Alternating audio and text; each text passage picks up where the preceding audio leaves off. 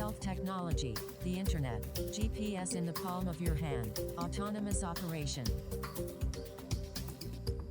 Technology is a driver of our times. Since its founding in 1958 in the midst of the Cold War, DARPA, the Defense Advanced Research Projects Agency, has been a driver of technology. Welcome to Voices from DARPA, a window onto DARPA's core of program managers. Their job? To redefine what is possible. My name is Ivan Amato, and I am your DARPA host. Today, I am pleased to have with me in the studio Rosa Alejandra Lukaszew, known as Ale by her friends and colleagues. Ale has been a program manager since early 2017 in DARPA's Defense Sciences Office, where program managers take some of the deepest dives into fundamental science in search of new foundations for novel technologies relevant to national security.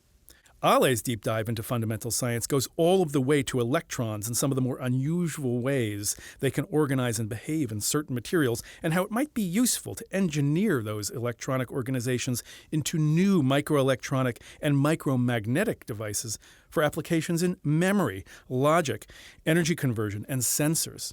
Prior to arriving at DARPA, Ale was a professor of physics at the College of William and Mary in Williamsburg, Virginia. Before that, she was a member of the physics faculty at the University of Toledo in Ohio. And yet earlier in her career, she was a research scientist at the Argentine National Atomic Commission, CNEA, in Buenos Aires, Argentina. After finishing her early college training at the University of Buenos Aires, Ale earned her doctorate in physics from Wayne State University in Detroit, Michigan, and she completed a postdoctoral fellowship at the University of Michigan, Ann Arbor. Ale, thanks for joining me in the studio today. I'm happy to be here. Thank you. So let's start out by talking about how you became interested in science in general, and then in particular in physics and the antics of electrons. Well, I guess that, I started being interested because my father would read to me articles that he was interested in a magazine that he was getting delivered at home at the time in Buenos Aires. He was getting Science Vie, which was a French magazine about latest discoveries and developments. And he was reading this to me when I was like 7 or 8 years old. So, it was a very early start. So that was the beginning. And then, clearly, science has always been appealing to me. And we were getting additional magazines at home, that I was very avidly reading on.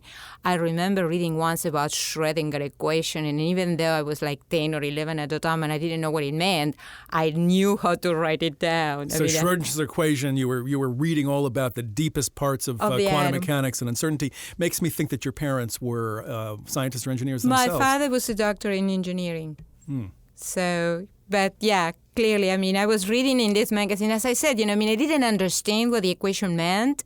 I was 10, but I still was able to write it, to draw it, if you wish. So I was able to draw this equation on paper, and to this day, I remember it from that era. So, I was very fascinated by this. And clearly, as time went by, it was clear in my head that I was going to go for a career in science. I didn't know exactly what aspect of science, but shortly but surely, I became very, very interested in the electronic properties of materials, and my interest went from there onwards to where I am right now. Right. So the first part of your career, you ended up going in an academic direction. You became a professor at William and Mary. Correct. So talk to me a little bit about that experience as a professor, and then I'm going to want to hear your how did you get to DARPA story. So start with the university experience. Okay. So, I have been fascinated by the fact that, it's not about what we are doing. It's like, we as a species, we have to realize that our power resides on the fact that we transferred our knowledge. It's not our individual knowledge. It's the knowledge from every generation before us. And it is our duty, in my mind, to pass this along to the next generation. We're part of a continuity, in other words. Correct. So, I was interested in being a professor for that same reason, because I wanted to be able to, identify in students that intellect, that capacity, that drive to go for scientific research, and to try to mentor them and help them be the best they could be, so that they can, advance knowledge in that particular area ever more. So that's why I went for academia. Of course, when you're in academia, one of the things that you need to do in order to be able to carry out this model of trying to train graduate students, you have to get funding. And so clearly, I had to explore all the funding agencies. Among them, I explored DARPA, and I got some funding from DARPA early on. And eventually, you want to kind of learn, okay, what does it take the other side, right, to understand how to, select the best people to do the best work? How is this process being perceived from the viewpoint of the funding agencies? So I was particularly intrigued by DARPA because, as I said, I was funded by DARPA in the beginning, and so this model of trying to fund basic science that has a goal, an ultimate goal, was really very appealing to me. Can I just ask you a question, though, Yes. about DARPA in particular? Yeah. Because as someone in academia, you might have gone to National Institutes of Health, you might have gone to National Science Foundation. What about DARPA that Well, really there are two stood out for you? things. There are several parts to this particular question. On the one hand, as an American, not by birth but by choice, I have a deep love for this country, a deep admiration for this country, and a sense of duty regarding, trying to help this country to continue be what it is right now. And the best way, in my opinion, is to try to see, okay, what are the needs of the people that are at the forefront of defending the country? That would be the armed forces in general, right? And so what is that is going to make that difference in terms of, advances in technology, advances in research that can help this mission? And clearly, DARPA is at the forefront of all of these funding agencies in that particular direction. So I was very, very intrigued and curious and interested in being part of this particular organization for that reason. So did you reach out, Ale, to DARPA? Was there somebody here that knew about you? What was those sort of final steps that got you onto the roster of program managers? I had a collaboration with Stuart Wolf, who was at the time when I was at William & Mary. He was at the University of Virginia, and he was leading an institute in nanotechnology. And I took it upon myself to actually introduce my research to him, to try to start a collaborative effort with him. And this did happen, and we actually got a couple of projects going. And so eventually, well, of course, I knew that he had been a DARPA program manager in the past. So I mentioned to him that I was interested in, seeing the other side of the force. And so he actually told me, well, why don't you give me your CV and I will pass it along. And then particularly, he told me that he was going to show it to Stephanie Tompkins, which was at the time the director of DSO. And DSO meaning Defense the Sciences Defense Office, Science one of the Office. 6 technical offices Correct. at DARPA. Yes. Correct. And the rest is history. I guess that she got my CV and she contacted me to see if I was interested in pursuing a career here. So you mentioned Stu Wolf, and that gives me a little bit of an excuse to maybe dive into your interests because, Stu Wolf, he's a big name in the area of spintronics, and this gets us to electronics and materials. So talk to me just even a little more generally, almost as the physicist that you are, about this arena of phenomena that so grabs you. So basically, my career in physics here in this country had been focused in particularly on spin-dependent phenomena, in particular magnetic materials and magnetic phenomena. And by spin-dependent, you mean dependent on the spins of particles like electrons? Right. In particular electrons? Particularly electrons, yes, that is correct, the electron spins. So turns out that during his tenure as a program manager here at DARPA, Stuart actually was the father of spintronic in the sense that he realized that there were some discoveries that were happening at the time, and we're talking like late 90s, in particular the giant magnetoresistance effect, which was a particularly driving force for the explosion in hard drive density and storage in general that we have experienced in the last 20 years. Okay, so I just want to stop you for a minute. I realize we kind of just passed by this idea of spin-dependent, the spin of electrons, but there's a difference between spin of electron, which is a little less familiar, as opposed to the charge of electron, the negative charge, which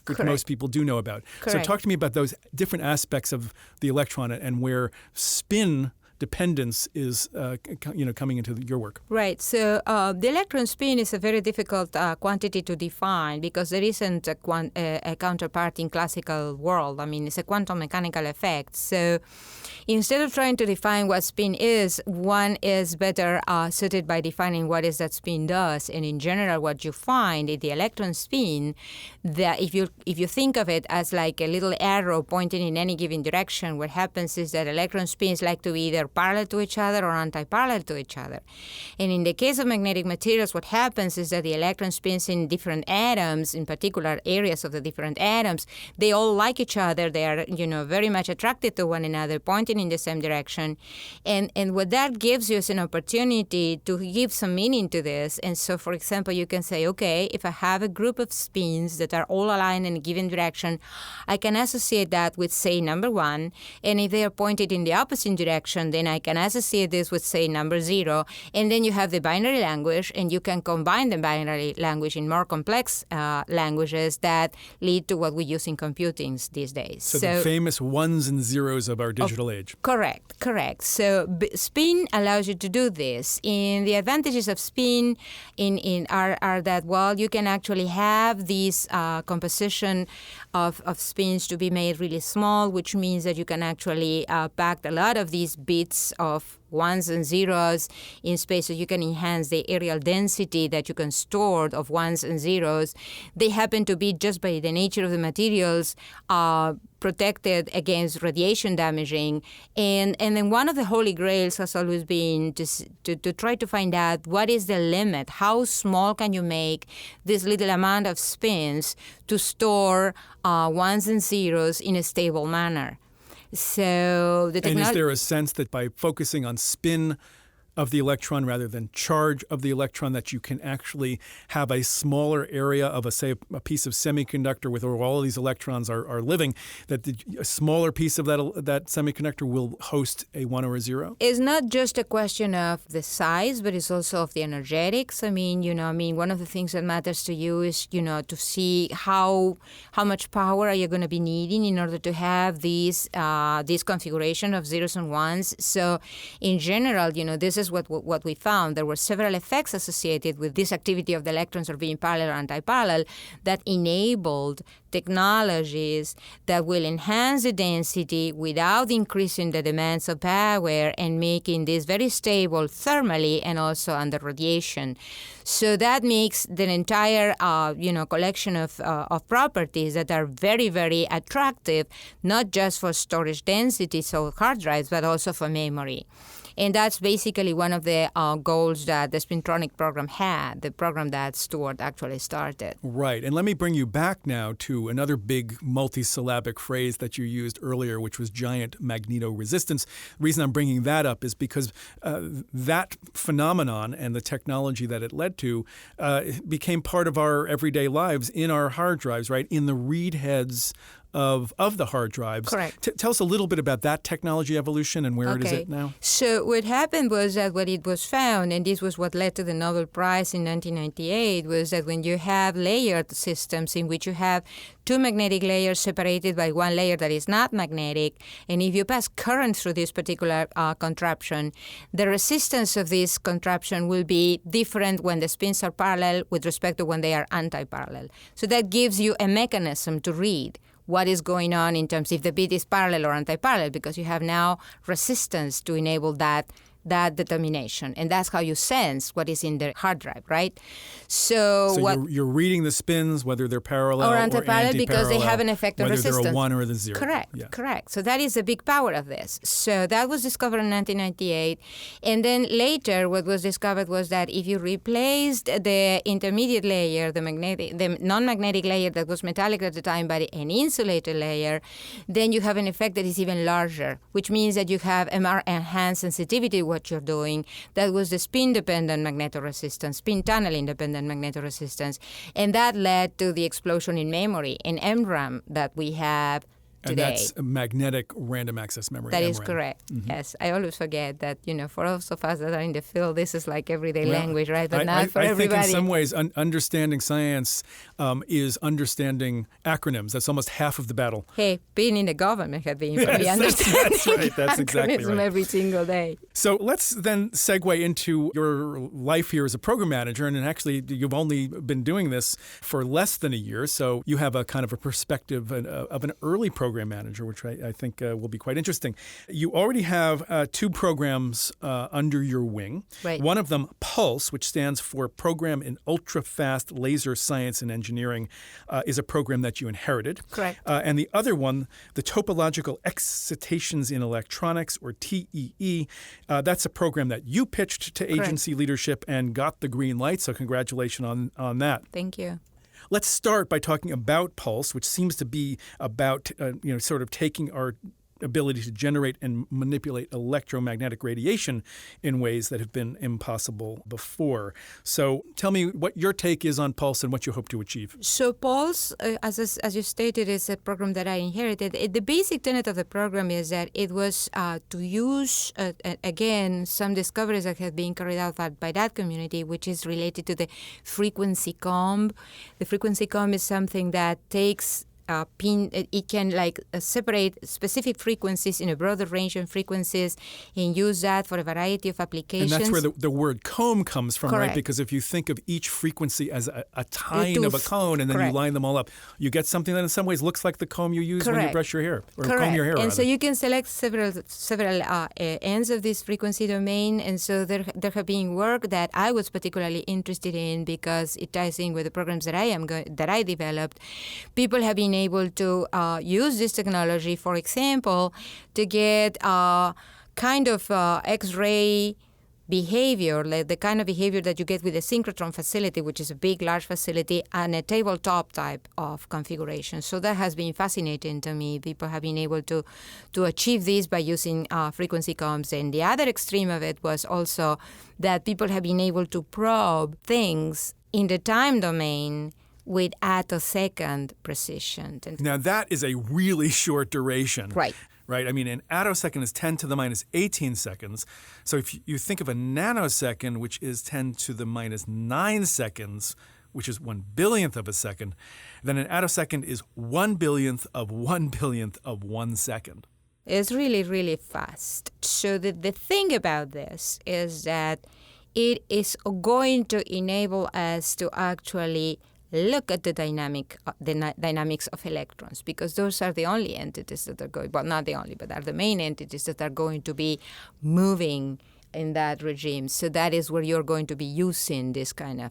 So in some ways, it's almost like you're trying to create a movie camera that is mapped onto the way electrons live and the speed they Correct. live at, which is so much faster Correct. than our human activity. Correct. And not only the human, but even the things that we have been doing so far. Because, I mean, if you look at the various ranges in which we have been looking at things, yes, we move at some speed, as humans, but then it is molecules also have a way of moving. They translate, they rotate, they vibrate. And then we have seen those because those movements are not at the attosecond. They are much slower than that. So we have been able to see some of those things already. So, I mean, you're getting the capabilities that will enable us to see, as I said, the realm of electrons, which are so much smaller and move so much faster. So this is a new capability that will be achieved by this program, and it is due to DARPA. I mean, this does not exist today. So let's stay on this one for a second before we move over to your T program. So this sounds like very fundamental science. Yes. And of course, that's why it's within DSO, the Defense Sciences Office, among the 6 technical offices here. But on the other hand, we are also in DARPA. And so tell me a little bit about not only sort of where this might push the envelope in fundamental science, but how then that might actually be of relevance to national security. Well, some of the things that, for example, these technologies will enable, and I have been talking to some performers, is to, for example, provide metrology, for example, for the masks in the patternings that are being done at the nano level for microcircuits that are used in the, makeup of a number of driving systems for missiles or whatnot. You need microprocessors and microelectronics in a number of instruments and things that are used by the armed forces. So when you reduce the footprint, there are a number of things that come with that. I mean, in addition to lower weight, obviously, right, because they are smaller, you may achieve also faster, which also enables, faster rate of transfer of information, but you also may enable lower power consumption, which also enables the capability of having these gizmos, these chips to work with less battery needs. So batteries also have their own weight and footprint on the soldiers' backs. So, I mean, all of this is going into the same direction to try to make, the possibilities for the soldiers to be more efficient than what you have right now, but less bulky and less power hungry. So the metrology that this technique will enable goes in an indirect fashion, but it goes into that particular direction. So right? And by metrology, we mean sort of new ways of measuring things. Correct. In this case, very, very small things. Correct. And as you were speaking, it also makes me think that this does perhaps play into the future of progress in microelectronics. There's always there's been this concern for many years that at some point we're not going to be able to use the techniques we use now to make the next smallest transistor. We're going to actually need very new ideas, perhaps here coming out of Pulse, that will open doors for yet another era of miniaturization, or if not miniaturization, increasing capability of the chip. Or at least, more with the same, right? More sensitivity for less power, even if it is the same size. So it's an advantage in any which way that you are. There is a very broad parameter space that you have to consider when looking at these things. So. All right, So a lot of opportunity there in both fundamental science and potentially applying it, to the highest of technologies. So let's now move over to your baby, if I can call it that, your topological excitations in electronics program. And I know this gets a little bit hairy because we're using words like topological, where you're going to take our imaginations down to the electronic level. Talk to me as though I'm an undergraduate in physics, and you're introducing some of these ideas for the first time. I'll try. One of the things that I mentioned earlier was that one of the holy grails that we have had for the application of spins in, say, storage or memory is how small can you make this collection of spins so that they can keep their information as all aligned, meaning a 1, or all aligned, meaning a 0, without being disturbed by perturbations, because in the end it's always an energetic consideration. If your temperature fluctuations are more energetic than the energy that is contained in this group of electrons, then they're not going to win, and then you lose the information. It's like I like to tell my students, you take your laptop to Miami and there goes all the information that you stored. That wouldn't be fun. So you need something better than that. And so I have been following the literature, and it turns out, that we have a new tool at our disposal for probing new paradigms, and is what topology brings, which is again something that has to do with the orientation or configuration of things. Right, and so topology comes out of really the realm of geometry, right? In a way, yes. In a way, yes. It has to do with something that has to do with a spatial configuration, yes. So in this particular case, so that we go to the heart of the matter, I told you that spins like to be parallel or anti-parallel, but it turns out that there is an alternative possibility that scientists have discovered, and is that there are ways in which it's engineered for them to be canted, that is making some angle between them. Now, if you lock them into this canting and you try to put them on a surface, you realize that now they have to arrange themselves in such a fashion that they can accommodate the canting. And when you try to do this exercise, if you take like two little twigs and you want to put several of them on a surface, you'll see that they have to be arranged in kind of a vortex size kind of little things. Like a vortex, like almost a spiral. Correct, a little vortex. Or like a little tornado. Correct, something like that, so that you can put them there, right, on the surface. And that is what we call skyrmions, right? And why are these interesting? Well, because they are counted, if you want to switch them off pointing in one direction to pointing in the opposite direction, now you have to do this with the entire lot. And just for clarity, when you say the word canting, that these spins are canted, it means that they're not parallel or anti-parallel, but they're actually at a certain kind of angle, almost like a V. Correct. And so now, because they are locked into this by some mechanism, right, you just cannot switch one without switching the other. So you have to switch the entire thing.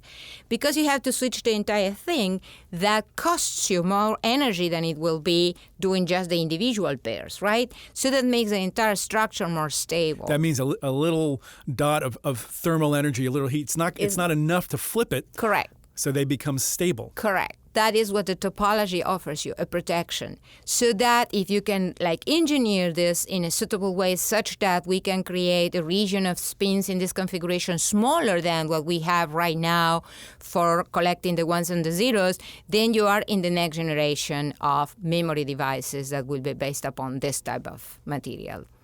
And that will push it. And there are some metrics that tell us where can we go, what will we achieve by doing that. And it's not just size, as I said earlier. It's also a question about energetics. It's how much energy do you really need to do this? Can you move them around? Can you actually do things with them? So you can open up several paradigms to use these entities for memory, logic, or sensor applications beyond what we can with materials right now. Okay, and does this still fall within the tradition of spintronics and Stu Wolf, or is this in some other It arena? is spin related, so it would be spintronic in spirit, right? But it has this added thing, which is the topological protection. This is topological spintronics. Right. Interesting. So that's the new thing, and that is where this can take us. Let's just talk about where your program is in sort of the general life cycle of a program here at DARPA. So you came in here, you came up with this wonderful idea. You went through the harrowing experience of bringing it to what's called Tech Council, where leadership and your co-program manager and others are there vetting it. So you made it past all of those obstacles. Now what's the status of the program? So right now we have passed source selections. So a broad announcement was placed publicly so that people could apply and submit their proposals. Their proposals were evaluated by teams of experts, and then decisions were made in terms of who were the most qualified to achieve success. And that's what you mean by source selection. Correct. Is that those who can make it past these obstacles become a source, as it were. We call them performers. Correct. So right now that is the state, and so what we are going on right now will be, the contracting part of it. So is that when the money is actually being delivered to the performers, and so we think that we will have the kickoff meeting sometime early in 2018, and shortly after will be review time, right? I mean, they have to perform, because that's the difference between DARPA and other agencies as well, is that there are very strong metrics that have to be satisfied in order to continue with the progress of the So let me ask you this. This reminds me a little bit of some of the early days here at DARPA, where, for example, there was a funding of something called the interdisciplinary laboratories, and these became kind of the seeds of what later became known as materials science and engineering. So, DARPA had a role there in actually, kind of at least nurturing what was on its way to becoming an entirely new field, materials science. So does this kind of ascend to that kind of possibility where, because you have an idea that's organizing groups, these, potential performers, do you think this is going to be important for starting a new field in physics? It is particularly important to concentrate the efforts of experts that are maybe working on various other areas that may or not be related to one another, but to concentrate them, focus them on this specific problem with this specific metrics. And that may lead to advances in this particular terrain of which we are not even privy, because we don't know what they are going to discover. I mean, we are thinking that one application will be this new generation memory that we all are needing and wanted to happen. But it so happens, and this has been the experience that, prior people, including Stu, has mentioned this to me, that oftentimes what happens is that the performers discover things that you didn't anticipate. And the program can go in a different direction, or it can start a new program. You just don't know where things can take you. So that's basically what my hope is, that because this is basic science, there is always the possibility of the groups of people to discover something completely non-anticipated that will blow our minds away. We will whoa. Well, may that happen. That sounds really like an exciting possibility. Yeah. And, in some ways, I wonder if at a place like DARPA, where there's such a diversity of skill sets and backgrounds, whether there is even more of an opportunity to recognize when really surprising things happen. So I guess maybe if I were to form this into a question here, now that you're here, you kind of airdropped in from academe, you're in the Defense Sciences Office. Have you met other program managers or run into other programs that in a sense blow your mind, and that you are now beginning to think of how they relate to your own interests? I'm definitely looking into this, particularly for the MTO, the Manufacturing Technological Office. Or the Microsystems Technology That Office. is correct, because these are the guys that will be perhaps the ones that may take on whatever developments come from the SO, because they are the ones that are going to try to make actual devices out of this if they turn out to living up to the promise that we're hoping. So yes, absolutely. Right. So it's an interesting synergy there, where you might be on the really fundamental side of things, MTO, the Microsystems Technology Office, then, even though still fundamental on an engineering side, could take it for the next step toward what ultimately would be the finish line. And of course, the way DARPA works, that would probably be out in industry or some part of some other lab in the military services. Totally. But there is always the unexpected, because in the sensor technology, you don't know. This may take you to some biology-related sensors that we are not even thinking on right now. I mean, it has happened a lot, in particularly in recent times, that a lot of the discoveries that have been done, like, for example, taking in the area of nanotechnology, I mean, people were working with nanoparticles for a number of physical applications, and then the biologists started thinking, how about using them as markers for biological, right. processes. So and by nanoparticles, we're kind of talking about things the size of viruses, so things that are much smaller than cells, even smaller than some organelles, but sort of on that viral level. Correct. So there are opportunities out there that we just don't know, and we will have to, we will see if the performers get there, and then, if there is such an opportunity, we will really explore it and make the people from BTO be aware of this. So and BTO again, so we an excuse to mention it. Yet another one of the offices. So that's the biological technologies office. Correct. And so that's from there. And then who knows? I mean, there might be other things that may be important for tactics. I mean, we just don't know. I mean, I know that people in STO, may be interested in different ways of metrology that can come from these programs that could be applicable to specific programs that they are working on. Right, so, and again, STO, so we're going through the entire repertoire here, the entire set of offices. That's Strategic Technologies Office. I think the only one we didn't mention so far is the Tactical Technologies Office. And I2O. So that's all 6. Oh, and I2O. Oh, exactly, which is Information Innovation Office. Correct. So there's the entire 6. But again, we don't know. We don't know where is that this particular program is going to take us. I mean, that is the beauty of working for the ESO, that you're at the forefront of science. We are DARPA's DARPA in that regard, that we are working with things that we don't know where they are going to take us. There is not a specific goal. We have some idea of where we want to go, but we don't know if there are going to be new opportunities arising from discovery. So, Ale, are there any questions that you wish I had asked you in this discussion that I just didn't get to? Yes, like why DARPA in the overall context. So, I mean, I mentioned this in passing to other people. Like when I was on vacation a few years ago, I was reading a Clive Cussler novel, and he mentioned at some point DARPA, and I'm like, whoa. It got to the science novel kind of, realm. So this has to be a hot agency. So Clive Cussler, the author, and yes, DARPA, we do know, has a certain kind of mystique and is out there in the cultural world in various ways. That is absolutely true, yeah. I just want to thank you, Ale, for spending this time with us and letting us know a little bit about how you're taking this role as a program manager toward the future of technology.